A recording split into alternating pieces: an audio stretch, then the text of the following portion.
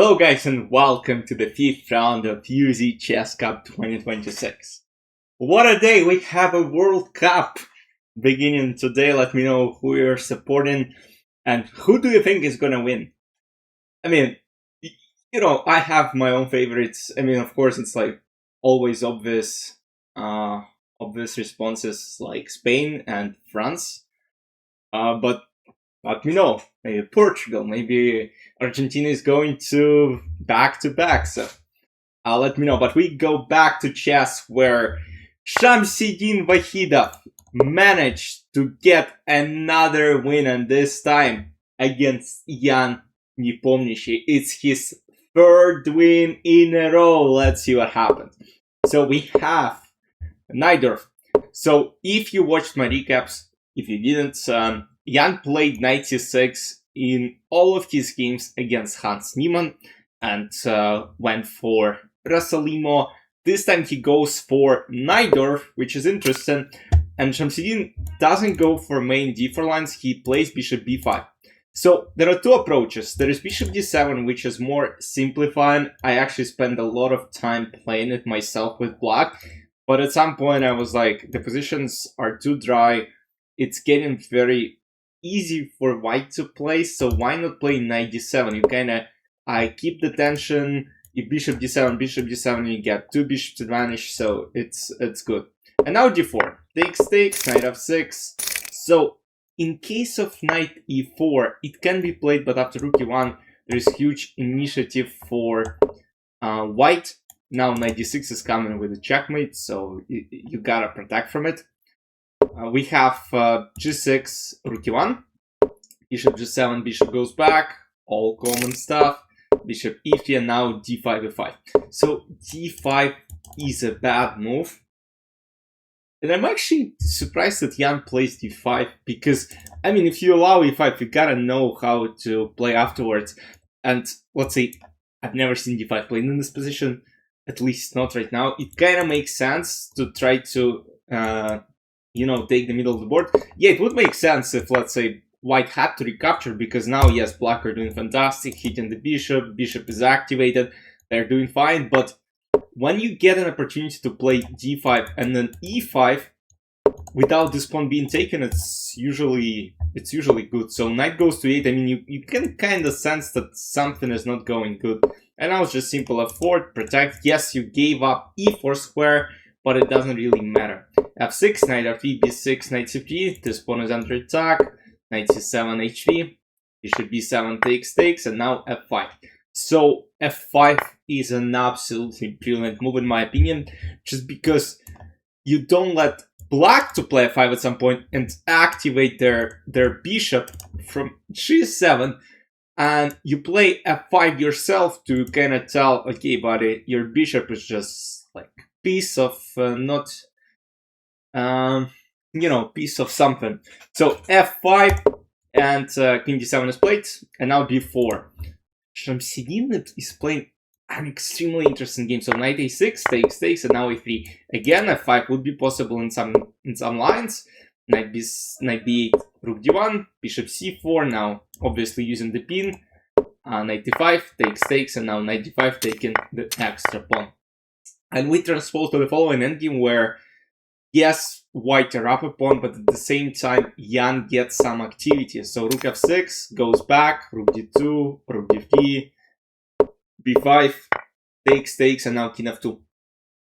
And you cannot really attack both pawns. Let's say rook c4, you are trying to attack this one, you are trying to keep an eye on this one. There is rook d8.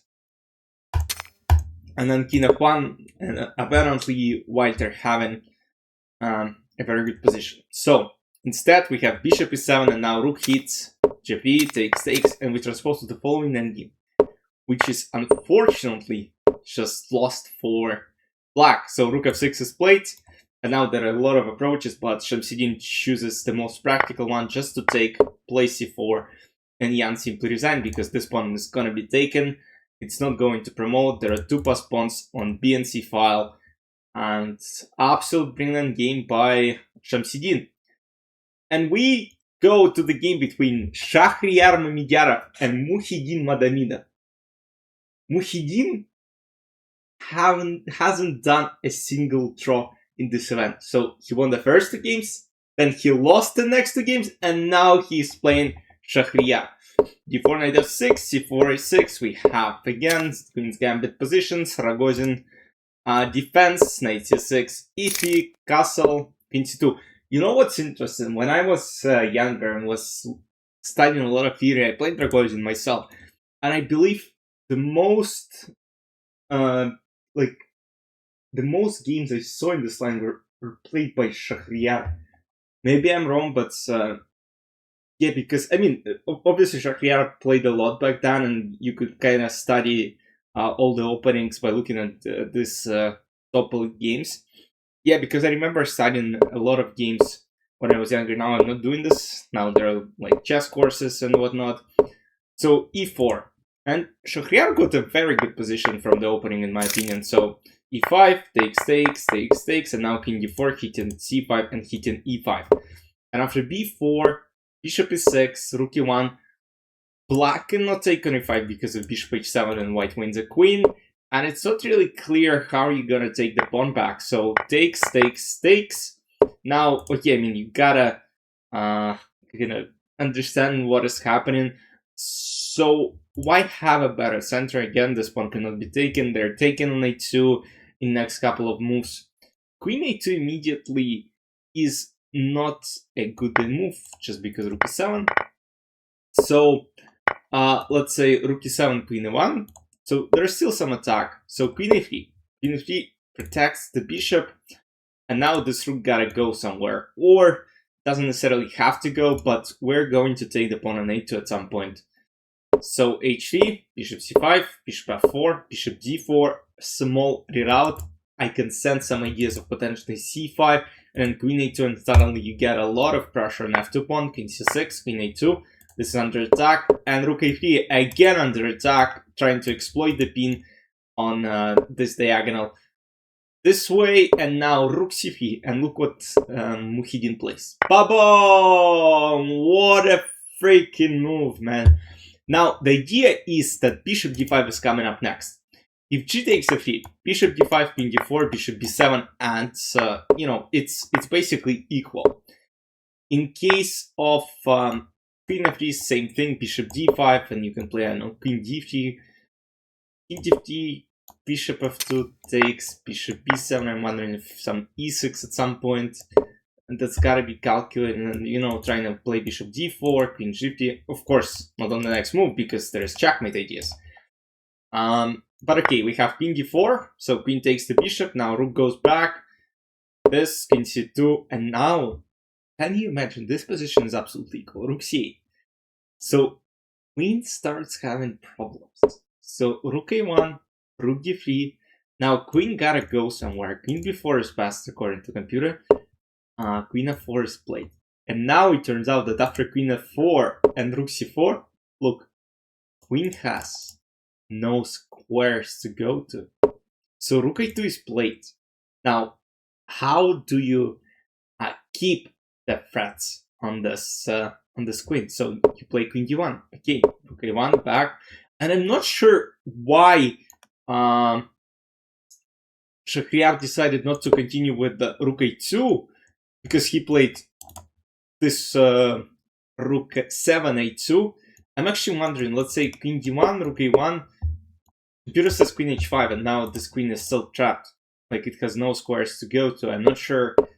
Mukhiddin was maybe trying to get some time on the clock. Otherwise, I don't see a reason why he wouldn't. It looks like they're playing without increment, so.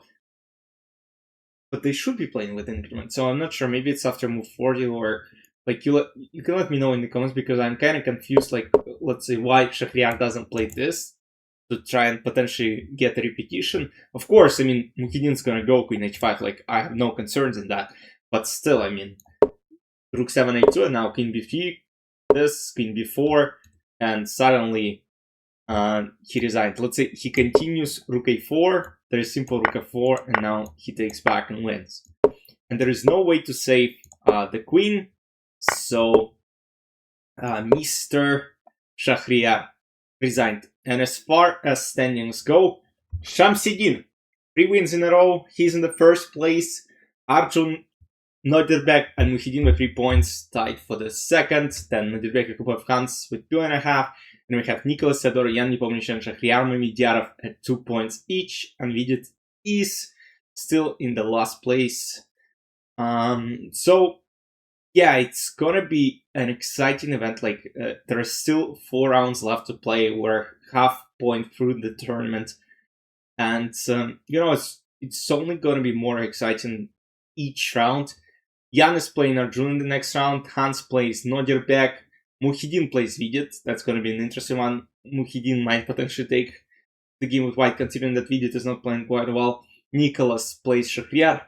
And then Shamsiddin plays against Nodirbek. Shamsiddin is having white pieces again. So let's see what is going to happen. Tournament is extremely exciting, like absolutely insane games. Everyone is fighting, so it's usually fun to watch. Hope you guys enjoyed. Let me know any questions you might have, and I'll see you in the recap of round number 6 tomorrow on Friday. Enjoy the World Cup, of course, because it's gonna be an exciting month ahead of us. Let me know if you want maybe some content related to the World Cup. Like, I don't know. I saw you can also go to the Twitter just on the list, like how would the groups look like in case every country was represented by its best player.